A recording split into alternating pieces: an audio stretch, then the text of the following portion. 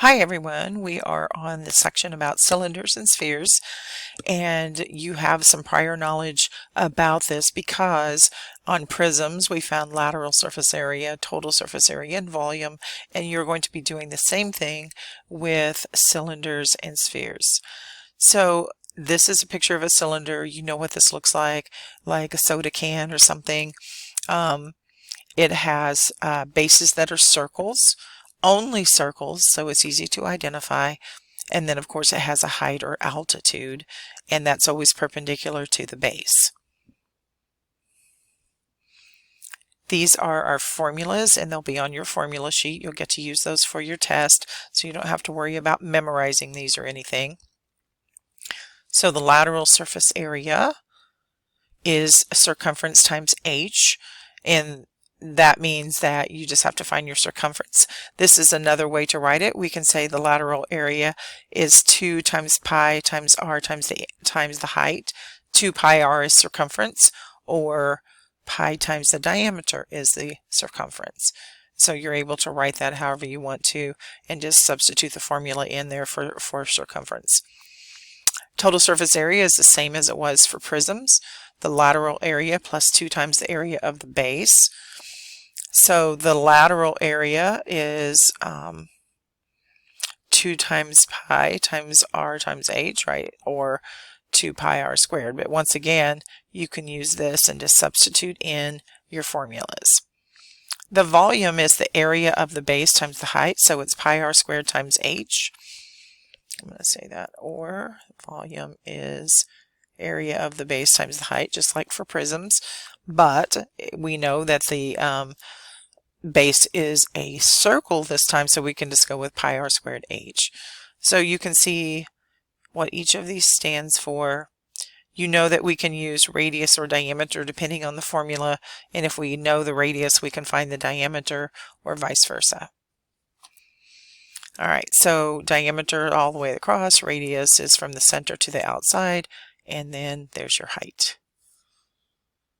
Alright, so now we will practice.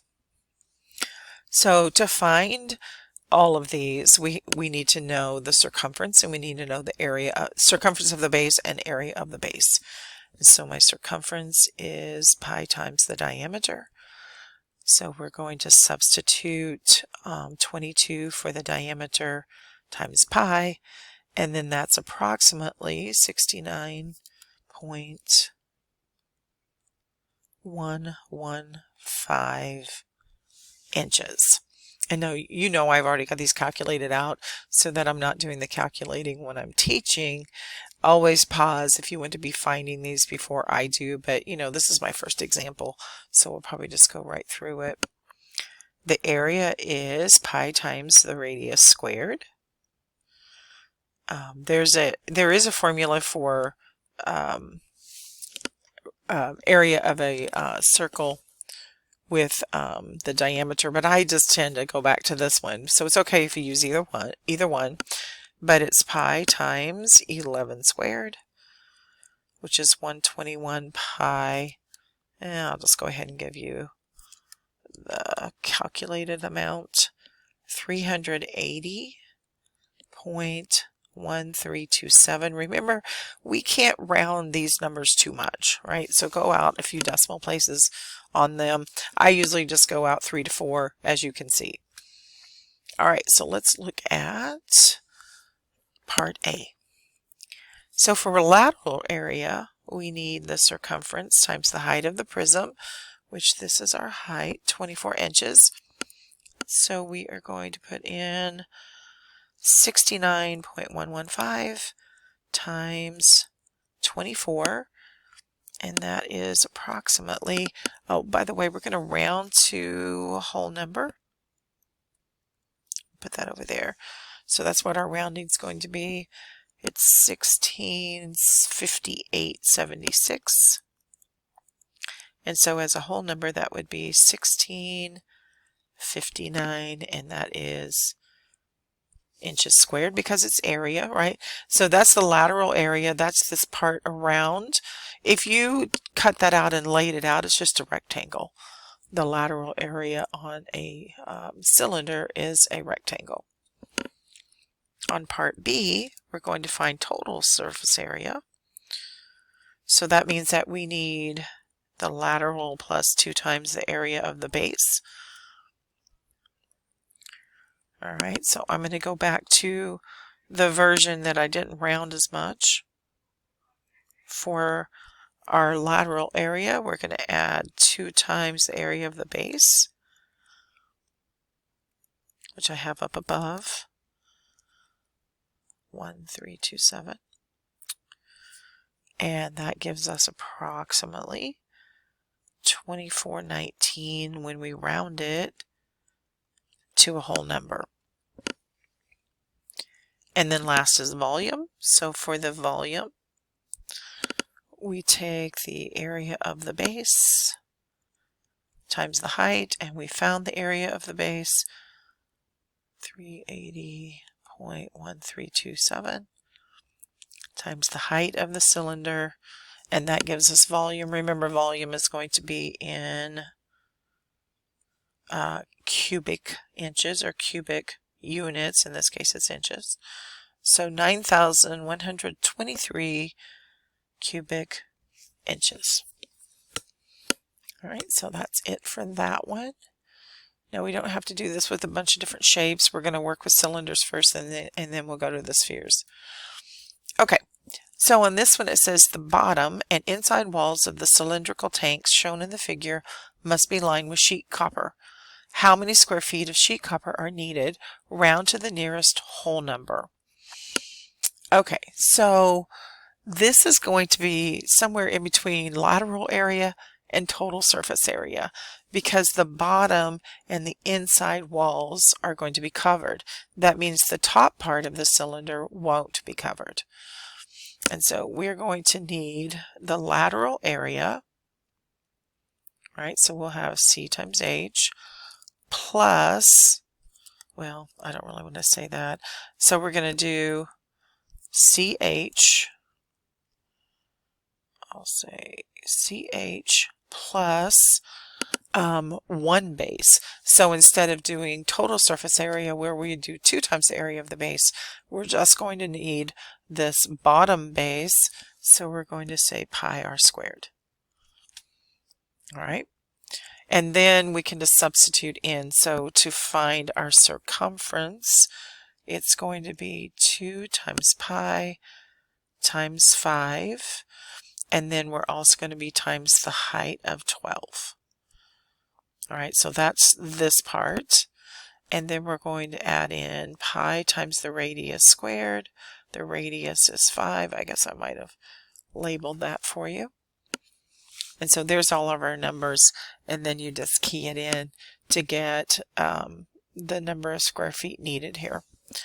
Okay, so now we have 376.9911 plus 78.5398. And we're using the pi key on these unless it's stated otherwise. So that's what I've used for all my calculations on this. And that's 455.5. It says round to the nearest whole number. So that would be about 456 square feet of copper, right? Because it was sheet copper that was going to line that in this cylinder. Okay. On the next one, we're going to find the capacity in gallons of the oil can shown in the figure. So this is an oil can that's 12 inches diameter, a height of 15¼ inches. And we're finding volume, and then we're also going to do a conversion because we need the number of gallons. And this is your conversion factor right here. So we're going to find this in cubic inches. Okay, so my volume, let's just do the area of the base first. The area of the base is going to be pi times the radius squared. And we can use the other formula.